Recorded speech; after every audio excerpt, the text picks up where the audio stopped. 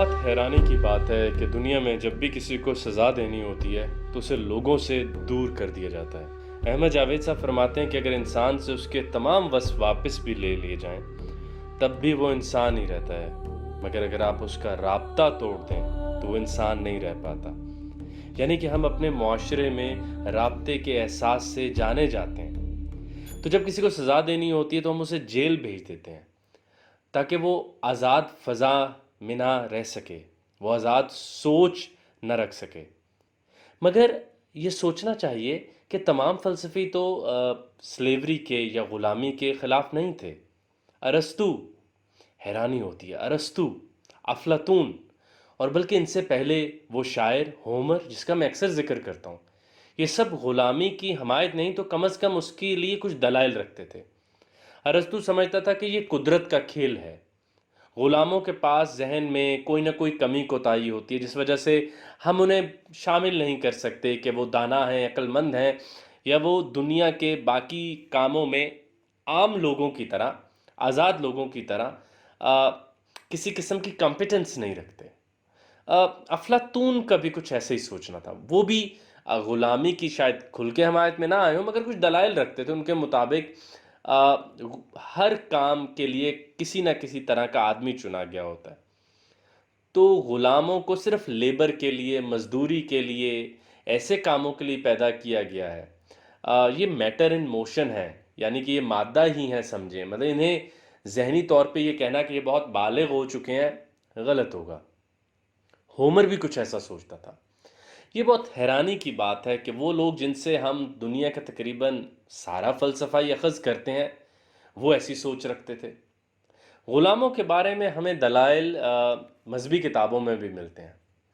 مجھے اسلام کا وہ سب سے بڑا معجزہ یاد ہے کہ پہلی اذان جو ہے وہ حضرت بلال نے دی تھی۔ وہ کعبہ جس کی تعظیم ہم سب پر فرض ہے، اس کے اوپر ایک غلام گئے تھے۔ لیکن ہم آج کی گفتگو میں علامہ محمد اقبال کے ہاں تصور غلامی کو پڑھنے کی کوشش کریں گے، اور علامہ محمد اقبال غلامی کے اتنے خلاف کیوں تھے؟ اور یہ وہ غلامی نہیں ہے جو کہ قید کی صورت میں ہوتی ہے، جیل کی صورت میں ہوتی ہے، یہ تو وہ غلامی ہے جو ذہنی ہے کہ تم سوچنے سمجھنے کے قابل ہی نہ رہے، یا تم جب بھی سوچتے ہو تو فلاں علاقے کی کھڑکی سے کائنات کو دیکھتے ہو یا مغرب کی کھڑکی سے کائنات کو دیکھتے ہو، تو یہ بھی ایک غلامی ہے کہ تمہاری اپنی آنکھیں نہیں ہیں، تم دوسروں سے آنکھیں مستعار لے کر کسی بھی شے کو دیکھ کے اپنی رائے قائم کرتے ہو۔ تو یہ علامہ کے لیے ایک بہت افسوس کی بات ہے۔ آزاد کی رگ سخت ہے ماند رگے سنگ، محکوم کی رگ نرم ہے ماند رگے تاک، محکوم کا دل مردہ و افسردہ و نومید، آزاد کا دل زندہ و پرسوز و طربناک، محکوم ہے بیگانہ اخلاص و مروت، ہر چند کے منطق کی دلیلوں میں ہے چالاک، ممکن نہیں محکوم ہو آزاد کا ہمدوش، وہ بندہ افلاک ہے یہ خواجہ افلاک۔ یہ آسمانوں کے آقا کا غلام ہے، اور جو آزاد ہے وہ افلاک کے اوپر حکمرانی کرنا چاہتے ہیں۔ دونوں اکٹھے کیسے ہو سکتے ہیں؟ اور ایک کی رگ تو نرم ہوتی ہے، وہ ہر بات میں اخلاق ڈھونڈ لیتا ہے، کمزوری کو اخلاق کے بہانے میں لے آتا ہے، اپنی غربت کو قناعت سے جسٹیفائی کرتا رہتا ہے۔ علامہ اس بات کی حمایت میں کسی صورت نہ تھے۔ علامہ موت میں بھی ایک تسلسل دیکھتے ہیں، موت میں بھی ایک طاقت دیکھتے ہیں، موت میں بھی ایک روانی دیکھتے ہیں۔ علامہ کے مطابق موت بھی بس ایک شام ہے جس کے بعد ایک صبح آئے گی، یہاں ڈوبیں گے اور کہیں اور نکل آئیں گے۔ لیکن علامہ کے مطابق غلامی سے بڑی موت کوئی نہیں ہے۔ موت ہے ایک سخت تر جس کا غلامی ہے نام، موت ہے ایک سخت تر جس کا غلامی ہے نام، مکر و فن خواجگی کاش سمجھتا غلام۔ تو علامہ صاف صاف کہہ رہے ہیں کہ موت ہے ایک سخت تر، عام موت تو بس تھوڑی دیر کے لیے مزہ چکھنا ہے، کہ یہ بھی ایک قسم کی زندگی اور آگے چلے جانا ہے کسی اور دنیا میں جہاں کے نئے پیشنز ہوں گے، نئے جلوے ہوں گے۔ مگر علامہ بہت حیران ہوتے ہیں کہ غلامی جو ہے وہ موت سے سخت تر ہے، کیونکہ اس میں انسان کی اپنی کوئی رائے نہیں رہتی، وہ ختم ہو چکا ہوتا ہے، وہ اپنے آپ کو مکمل طور پر قید پر راضی کر چکا ہوتا ہے۔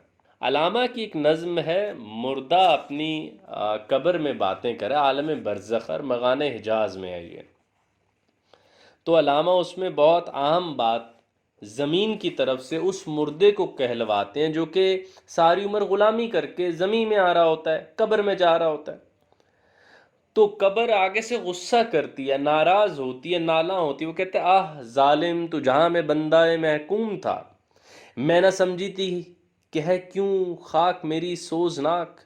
تیری میت سے میری تاریکیاں تاریک تر، تیری میت سے زمیں کا پردہ ناموس چاک.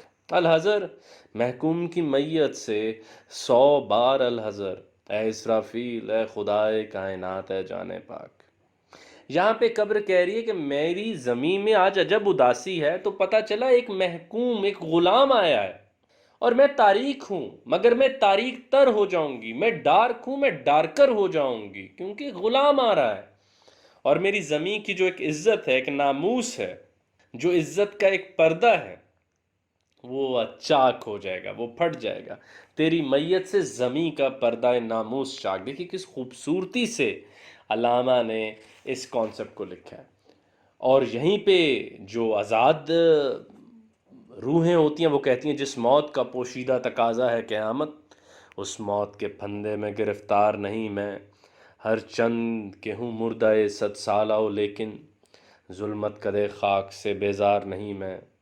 ہو روح پھر ایک بار سوارے بدنظار، ایسی ہے قیامت تو خریدار نہیں میں. اور صدائے غیب پھر اس کو آگے سے کہتی ہے مر کے جی اٹھنا فقط آزاد مردوں کا ہے کام، گرچہ ہر ذی روح کی منزلیں ہیں آغوش لہد. یہاں بھی عجب فلسفہ علامہ نے دیا ہے جو ہم نے پچھلی نظموں میں دیکھا کہ علامہ کے مطابق موت بھی تسلسل ہے، موت میں بھی ایک روانگی ہے. موت ایک سٹیشن ہے، ایک مقام ہے جہاں پہ قدم رکھ کے ہم آگے چلے جائیں گے. مگر غلامی سے بڑی کوئی موت نہیں، غلامی سے بڑی کوئی سزا نہیں. علامہ محمد اقبال کے مطابق مسلمانوں کا جو زوال تھا وہ فقط ہم آزاد تھے، ایک کلونیل حکومت اوپر قائم تھی، ایک امپیریلسٹ فینامنا کے نیچے لوگ جی رہے تھے.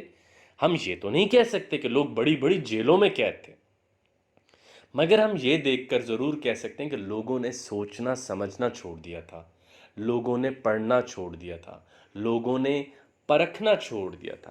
علامہ محمد اقبال ہمیں کھلے لفظوں میں یہ بات کہتے ہیں کہ گر صاحب ہنگامہ نہیں ممبر و محراب، دیں بندہ مومن کے لیے موت ہے یا خواب. اے صاحب لولاب. کہ علامہ کہتے ہیں کہ ممبر پہ فقط وہ جائے جو اپنے اندر ہنگامہ رکھتا ہو، ایک زندگی رکھتا ہو، آزادی رکھتا ہو، ورنہ تو مذہب بھی تمہارے لیے موت ہے یا خواب. اے صاحب لولاب. علامہ کے ہاں آزادی اتنی عام تھی کہ علامہ نے اپنے ارمغان حجاز میں کئی نظمیں کشمیریوں کو ڈیڈیکیٹ کی. یہاں سے ایک اور اہم بات ہمیں پتہ چلتی ہے کہ کشمیر کو 1947 میں اٹھنے والا موضوع نہیں مگر 1905 سے علامہ محمد اقبال کی نظر میں تھا.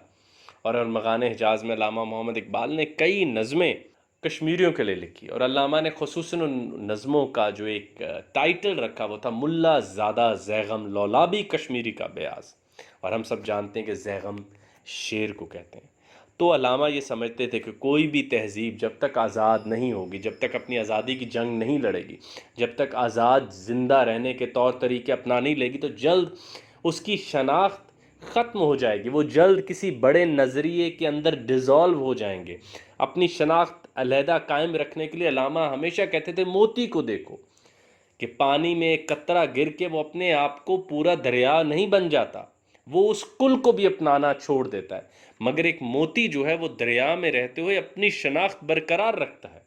یہ علامہ کو توقع ہم سے تھی کہ پوری دنیا میں جہاں اتنے علوم آ رہے ہیں، جہاں اتنی تہذیبیں موجود ہیں، جہاں مختلف طرح کی اقوام موجود ہیں، نئے سے نئے فلسفے آ رہے ہیں، علامہ چاہتے تھے مسلمانوں اپنی شناخت قائم رکھو، اپنی علیحدہ سوچ قائم رکھو، اپنے طور طریقے. اور وہ یہی کہتے تھے کہ ہماری سوچ کا انداز جو ہے وہ قرآن نے طے کیا ہے. ہمارے اندر وہ اولی الالباب دیکھنا چاہتا ہے، ہمیں سوچنے سمجھنے والا دیکھنا چاہتا ہے، ہمیں پرکھنے والا دیکھنا چاہتا ہے. اور یہی علامہ کا خواب تھا جو وہ ہمیں بتانا چاہتے تھے.